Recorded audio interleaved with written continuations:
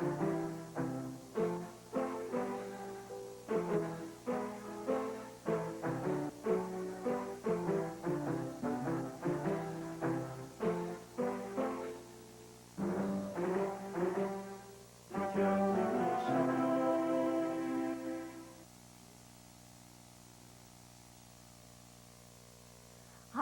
welcome to Jessica. I'm your host, Jessica Rector. If there was a day that changed the rest of your life, what day would that be? Think about it. A day that changed the rest of your life. We're going to talk with my guest today about that. And please welcome him, Joe Harris. Thanks. Welcome to the show, Joe. Thank you. Tell us about the day that changed the rest of your life. Well, about 5 years ago, I was involved in a drink driving accident. Mm-hmm. It was a very bad ordeal, actually. Tell us how it started. Well, it started out, I got together with some friends. We went out and decided to go and grab a drink. It was already about midnight when we left. Right. So we got together and decided we'd go ahead and do it anyway. So we went and had a beer, and I mean a beer, it was literally, by the time we got there, they were kicked out. Right. So you didn't have time for more than the beer, right? Right, and didn't even get any phone numbers or anything. I mean, we was in and out of there, actually. But then that evening, it was about 2 in the morning, actually. We was heading to get something to eat at a 24-hour restaurant, and we struck another vehicle. And when we did, that person lost their life, and next thing I knew, I ended up in the hospital. I was a passenger in this vehicle. Okay, so how many people were in the vehicle you were in? There was 3 people, including myself. And you were in the passenger side of the car? Of the front seat, yes. Okay, and so there was a driver and then someone sitting in the back. Uh-huh. And what kind of car was it? It was an older car, sort of like a Dodge Charger, something like that. Something that was made of steel. Okay. Unfortunately. And then the other car that you hit, what kind of car was it and how many people were in there? That was a Corvette, which is just pretty much fiberglass, and there was only 3 people in it. There were 3 people, but it really only seats 2. That's correct. Okay, so there was one without a seatbelt or one sitting in the middle? I think there was one sitting on a lap, if I remember rightly. Okay, so somebody was sitting on someone's lap, and then the driver. And you say someone in that car lost their life. Was it the driver or the one not belted in? It was the driver. It was the driver. Yes. Okay, so what happened with the other 2 people in the Corvette? One was comatized, and I believe the other one was okay. One was comatized for a good 2 weeks, I believe. Oh my God. Because I remember it pending and actually... But the person came out of the coma? Right, right. Okay. So what happened with the other 2 people in your car? My friend... The person in the back seat. Oh, okay. My friend in the back seat weighed about 300 pounds. He was a big bloke. Now, he was sitting in the middle of the back seat. Okay. Did he have a seatbelt on? No. Okay. No seatbelt on. He got a gash across his head like something you'd see on Frankenstein. I mean, it went from temple to temple. It was severely deep. Like across his eyes or... across his forehead. Across his forehead, yeah. And so there was, a lot of bleeding involved and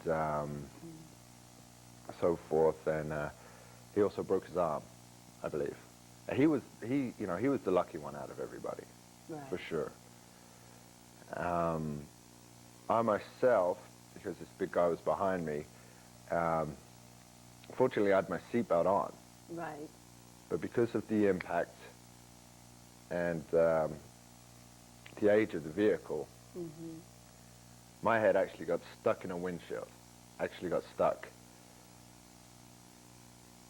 How does it get stuck in the windshield?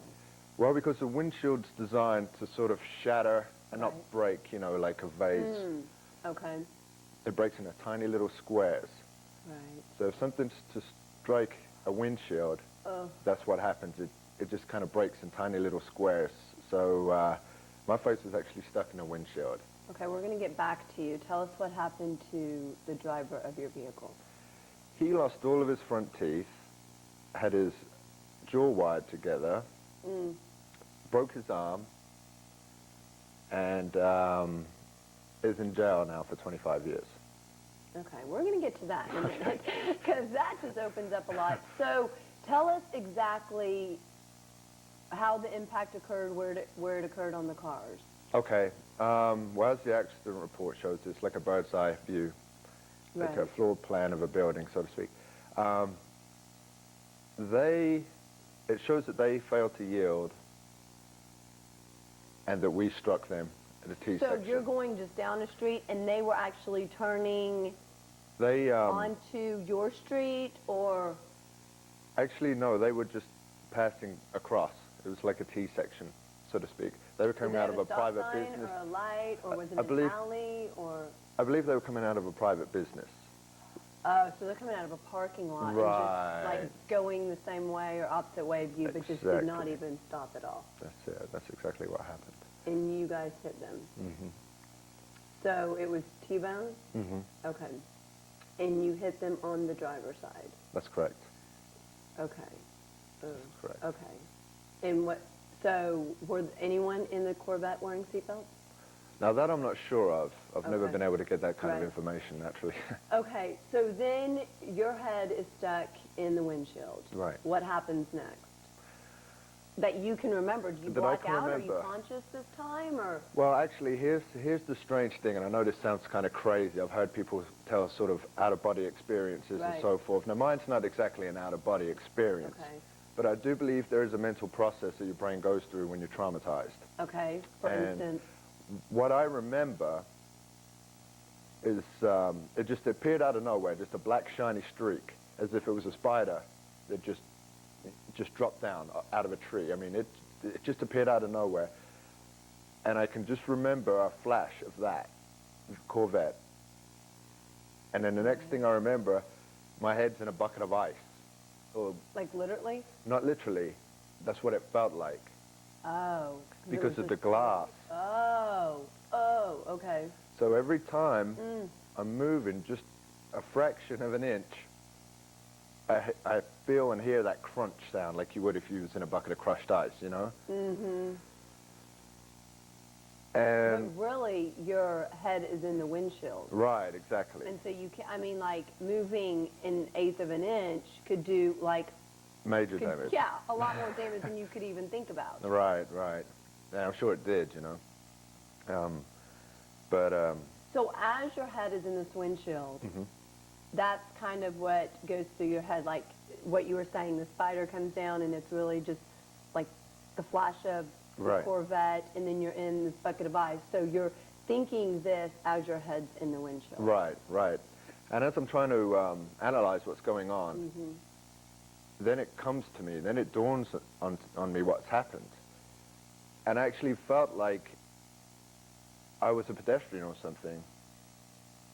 And I was kind of watching it from a distance. Yeah, exactly. And not really, like you're kind of, people say out of body, but maybe that's what they mean, like they're just an observer watching it, and it can't really be happening, but it's really them that they're watching.